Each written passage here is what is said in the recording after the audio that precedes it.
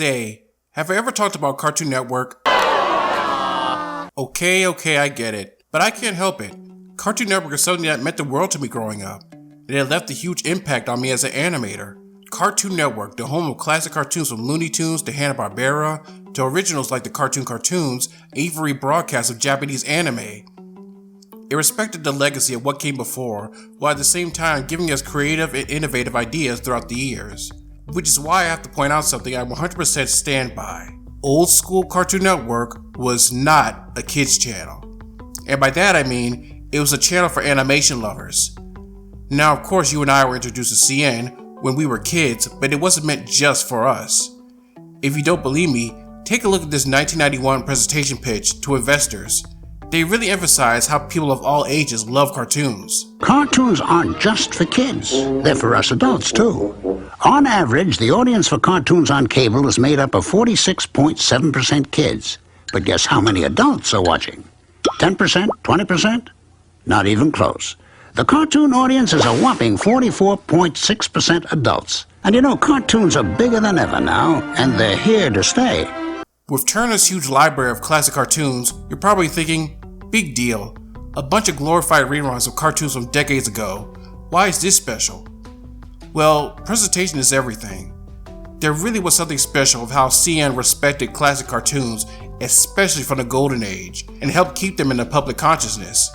I remember shows like Toonheads, where they showcased old Warner Brothers, MGM, HB, and Popeye shorts, and the narrator would give trivia on the cartoons as well as the directors, animators, and voice actors who worked on them. Nowadays, most of us YouTubers do that for a living, so it all comes full circle.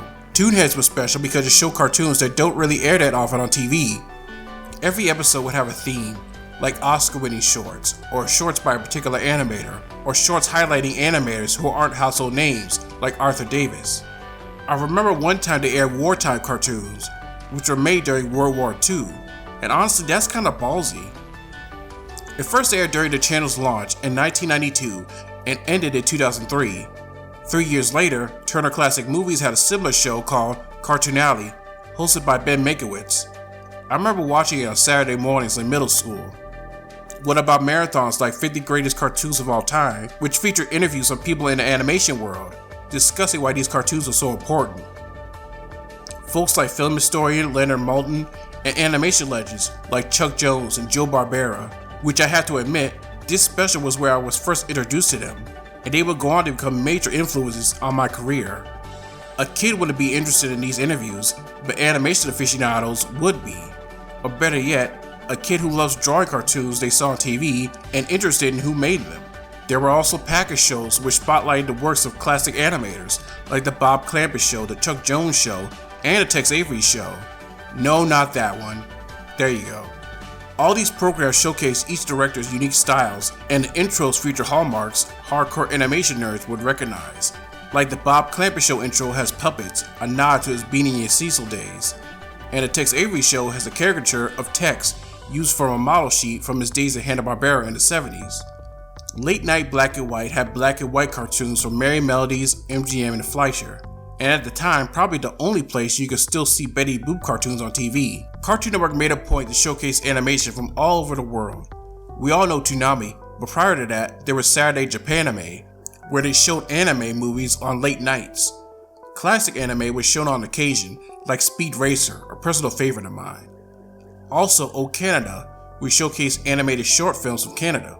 And of course, we can't forget about CN's original programming, which even at the beginning, they were aimed at both kids and adults. A lot of these shows still hold up to this day, and us millennials look back on them fondly. Hell, there's a whole block aimed at said millennials who grew up with them. Even as the network changed, some of the newer shows knew how to entertain both audiences.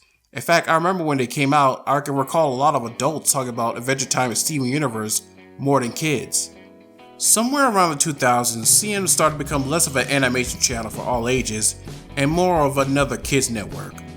What led to this, in my opinion, was the launch of Adult Swim in 2001. Now before you get mad, I love Adult Swim. It was a big part of my teen years, but I'm not gonna lie, it did segregate the adult audience and a kid audience. Not to mention many classic cartoons being removed from the network and being dumped on Boomerang, less stellar shows and blocks airing, trying to compete with Nickelodeon and Disney Channel. which is where we got those horrible live action shows in preschool blocks, which I'm highly against.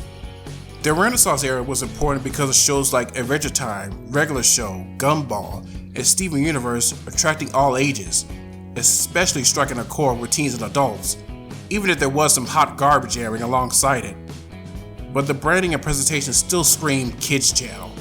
Now I'd be remiss if I didn't bring up MeTV Toons, spun off from MeTV, which launched last year as a 24-hour channel showing nothing but classic cartoons. A phenomenal lineup full of Looney Tunes, MGM, Hanna-Barbera, Popeye, the works, and a nice variety as well. There's even some unique programming blocks, like one dedicated to 80s cartoons, or another would be a marathon of classic Scooby-Doo movies. And also original programming, like Tune In With Me, hosted by a guy named Bill and a puppet named Toonie the Tuna, where they show classic cartoon shorts and give a little history on them. Sound familiar? I bring this up because I feel MeTV Toons is the successor of the original Cartoon Network, showing cartoons 24/7 and respecting the classics. I hope it's around for a long time. Now I hope this didn't come across as an old man yelling at cloud vid or a Cartoon Network sucks now video, because that's not my intention. What I'm simply doing is a compare and contrast.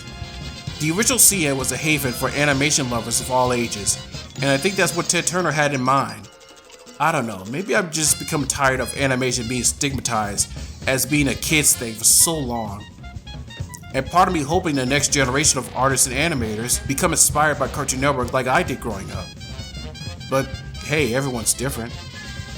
So the next time someone calls animation kid stuff, just remind them. Everybody loves cartoons! Don't forget to like this video, subscribe to the channel, and click the bell icon for more updates. Coming up next, a tribute to Scrappy Doo. You heard right, I said tribute.